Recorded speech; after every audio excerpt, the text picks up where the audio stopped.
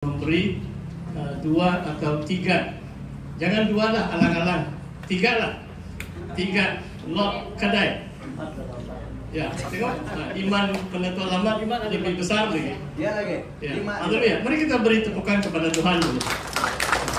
Hanya Tuhan yang memberi ya. Kita cuma saluran alat Tuhan di tangan Tuhan. Kita cuma dapat berdoa, tapi Tuhan yang menjawab, Tuhan yang memberi pertumbuhan. Saudara, hari ini saya ingin berkongsi mengenai riwayat Daud. Ini ada sedikit sambungan dari khotbah yang 6-7 minggu yang lalu. Saya sudah berkongsi dari 1 Samuel, dari bab 16 dan 17. Hari ini mari kita lihat dari 1 Samuel 18. Saya beri tajuk keberhasilan Daud dan kedengkian Saul, dan tema yang kedua adalah persahabatan Daud dan Jonathan. Okay. Saya minta multimedia, kamu yang adjust mic ini. Kalau terlalu kuat kamu kasih kurang, kalau terlalu lemah kamu kasih kuat. Haleluya. Mari kita baca dari 1 Samuel bab yang ke-18. Kita akan lihat 3 bab hari ini, tapi saya mau baca 16 ayat yang pertama. 1 Samuel 18 ayat 1. Ketika Daud habis berbicara dengan Saul, berpadulah jiwa Jonathan dengan jiwa Daud, dan Jonathan mengasihi dia seperti jiwanya sendiri. Ketiga-tiga bab ini bermula dengan satu karakter. Bukan hanya Daud dan Saul, tetapi anak Raja Saul adalah Jonathan, putra atau tengku mahkota, putra yang bakal menggantikan ayahnya sebagai Raja Israel bernama Jonathan. Dia sangat mengasihi Daud. Inilah konteksnya. Dalam setiap bab 19 dan 20 ada bicara Jonathan bersama Daud dan juga ayahnya Saul. Pada hari itu Saul membawa dia, tidak membiarkannya pulang ke rumah ayahnya. Jonathan mengikat perjanjian dengan Daud karena ia mengasihi dia seperti dirinya sendiri. Jonathan menanggalkan jubah yang dipakainya dan memberikannya kepada Daud, juga baju perangnya sampai pedangnya, panahnya, dan ikat pinggangnya. Luar biasa. Daud maju berperang dan selalu berhasil kemana juga Saul menyuruhnya, sehingga Saul mengangkat dia mengepalai para prajurit. Dia kepala tentara, dia komander. Daud baru berusia mungkin 20 tahun, baru beberapa tahun melayani Raja Saul. Kalau saudara ingat, umur Daud mengalahkan Goliat 16 atau 15 tahun, dan sekarang sudah beberapa tahun dalam perkhidmatan di istana Raja Saul. Dia sudah dinaik pangkat ketuai tentara, berperang bagi Israel, mengalahkan musuh-musuh mereka, yaitu orang Filistin. Dan hal ini dipandang baik oleh seluruh rakyat dan juga oleh pegawai Saul. Ayat ke-6. Tetapi pada waktu mereka pulang, ketika Daud kembali sesudah mengalahkan orang Filistin itu, keluarlah orang-orang perempuan dan segala kota dari segala kota Israel menyongsong Raja Saul sambil menyanyi dan menari-nari, dengan memukul rebana, dengan bersukaria, dan dengan membunyikan gerincing. Dan perempuan yang menari-nari itu menyanyi berbalas-balasan, katanya, Saul mengalahkan beribu-ribu musuh, tetapi Daud berlaksa-laksa.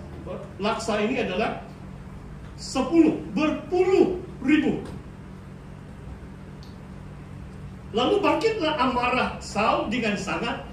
Dengan nyanyian Saul itu hanya ribu, tetapi Daud itu berpuluh ribu. Lalu bangkitlah amarah Saul dengan sangat, dan perkataan itu menyebalkan hatinya. Sebab fikirnya, kepada Daud diperhitungkan mereka berlaksa-laksa, tetapi kepadaku diperhitungkan beribu-ribu. Akhirnya jabatan raja itu pun jatuh kepadanya. Sejak hari itu, maka Saul selalu mendengki Daud. Sejak nyanyian perempuan gadis-gadis Israel memuji Saul memuji Daud melebihi Raja Saul, Saul mulai mendengki dengan Daud. Ayat 10, keesokan harinya roh jahat yang daripada Allah itu berkuasa atas Saul, sehingga ia kerasukan di tengah-tengah rumah. Sedang Daud main kecapi seperti sehari-hari. Lihat saudara, Daud adalah ketua tentara, walaupun mungkin usianya baru 20 tahun, tetapi dia setia melayani Raja Saul.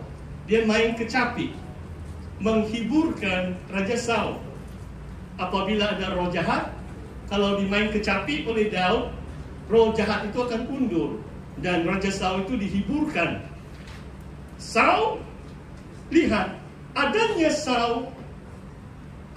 Saul ada tombak di tangannya. Ayat 11, Saul melemparkan tombak itu karena pikirnya, baiklah aku menancapkan Daud ke dinding. Let him be pinned to the wall. Kalau dalam bahasa Inggris. Wah, dengki itu membawa niat membunuh. Saul mau membunuh Daud, tetapi Daud mengelakkannya sampai 2 kali. Sebenarnya dalam cerita ini 3 kali. Bahkan Raja Saul mau menancapkan anaknya sendiri Yonatan, karena Yonatan mengasihi Daud dan membela Daud. Jadi 4 kali dilemparkan tombak itu untuk membunuh atau usaha membunuh Daud. Ayat 12, Saul menjadi takut kepada Daud karena Tuhan menyertai Daud. Sedang daripada Saul ia telah undur. Saudara, inilah sebabnya kenapa Saul menjadi dengki kepada Daud, karena Tuhan menyertai Daud. Sedangkan daripada Saul ia telah undur. Sebab itu Saul menjauhkan Daud dari dekatnya. Dahulu kala pemain kecapi dekat betul itu, mungkin dia duduk di taktanya, Daud hanya main di tepinya, memberi dia penghiburan atas musik dari kecapi itu. Karena dengki, niat mau membunuh, sekarang dia menjauhkan Daud daripadanya. Saya bacakan terus. Sebab itu Saul menjauhkan Daud dari dekatnya, mengangkat dia menjadi kepala pasukan 1000, sehingga dia berada di depan dalam segala gerakan tentera. Daud berhasil di segala perjalanannya sebab Tuhan menyertai dia.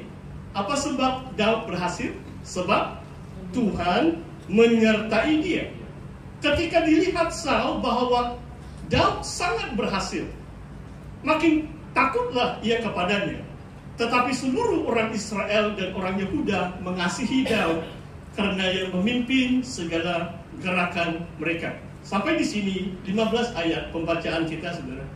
Saya ada 10 perkara. Mungkin saya harap kamu tidak takut datang di gereja di Beverly Hills.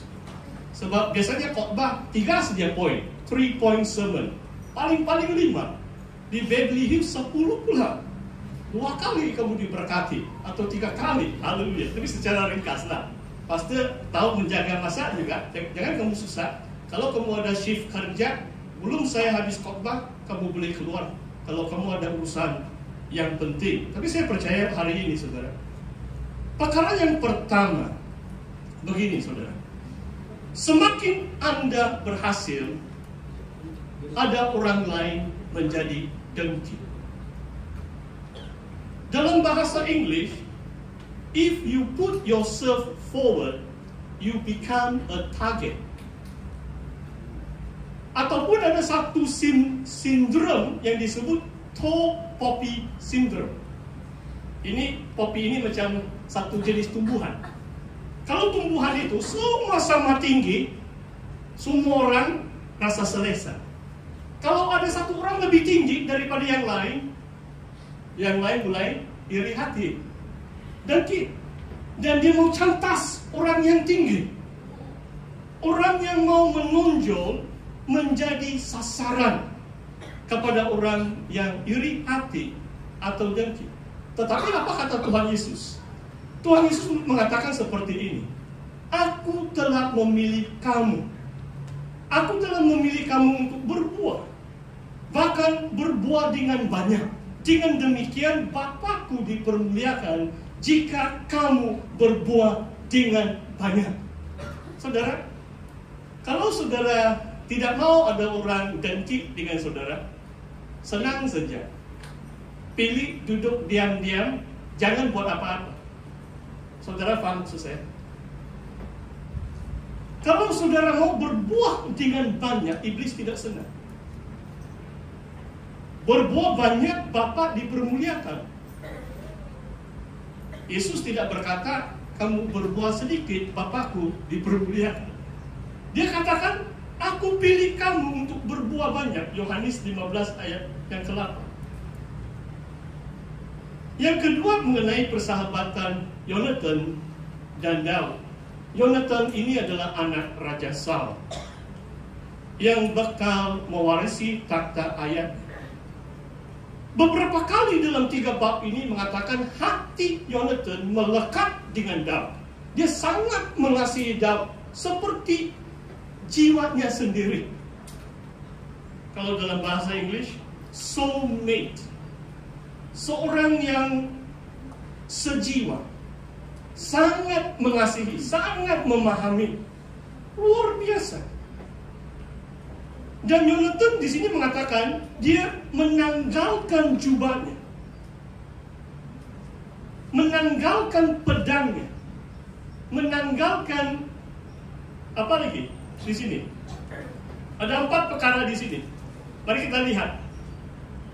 Baju perangnya, pedangnya, panahnya, ikat pinggangnya, dia diberikan kepada Daud.